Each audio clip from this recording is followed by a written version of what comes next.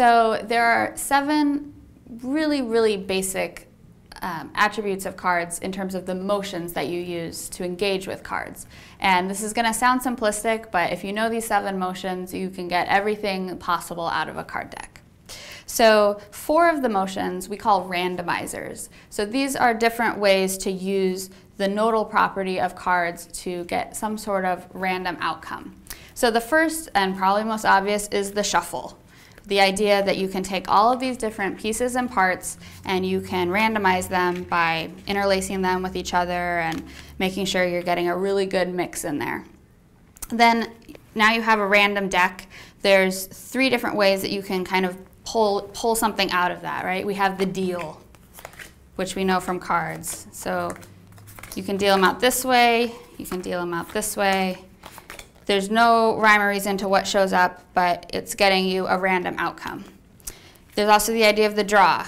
You know, pick any card, take any card. You pull one out, and that's the thing that you're focusing on and trying to make sense of, and then maybe you pull out another one. So that's your draw motion. And then there's the flip, and this really only works on a 2-sided deck. But if you had a deck maybe with just this photo, and you wanted to flip it over to find out the answer, for example, and you'd flip it over and it might say living in the past. We'll look at some decks later that have that flip characteristic. So shuffle, deal, flip, and draw. Those are the 4 ways that you can really get a random outcome. So we have our randomizers, and then there are 3 sense makers, ways of then arranging cards to make sense of them. The first one is a card sort. So words like sort, group, or stack are all words that we use to categorize information. So say you're working to try to understand, this deck helps you understand challenges that are going on in an organization. To do a card sort, you would think about, okay, for my organization, I would prompt myself with a question, what are the main things that I'm dealing with? No territorialism, yes creativity, no living in the past, yes falling behind. Okay, so we're sorting things into piles. And these piles or stacks you're already forming a category. In this case, I formed a no and a yes category, but you could form all different categories. Used to be a problem, is a problem today, might be a problem down the road. All different types of card sorts, you can identify what are the categories that I'm trying to figure out here.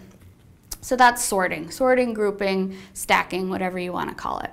So that's the first sense maker. The second sense maker is sequencing or ranking. So a sequence or a rank is where, in general, you're not putting the cards on top of each other, you're spreading them out, and I'm saying, well, if these are my problems, what's my biggest problem? And so maybe I'm ranking them and deciding, okay, here's the order. Here's my number 1, number 2, number 3, number 4. You might also sequence. So this doesn't really work for this deck, but a great way if you're maybe planning a project is you list out all the activities that need to happen with that project on cards, and then you say, okay, this has to go first, nope, I have to change this around, this comes before it. So any sort of sequencing or ranking of information relative to position with other pieces. And then the last one is compare or combine. We'll see a deck in just a minute that looks at taking one piece of information and figuring out a way to compare it or combine it with a concept that you have to ideate a new concept. So comparison and combining can also be really, really cool if you have 2 different decks and you're pulling one card from one and one card from another. So one way that I've seen this used in a really cool way is ideating new business ideas. And these were they wanted to come up with completely new blue sky ideas. We had one stack, which was a list of emerging technologies. Social, mobile, whatever, a list of different technologies in that stack.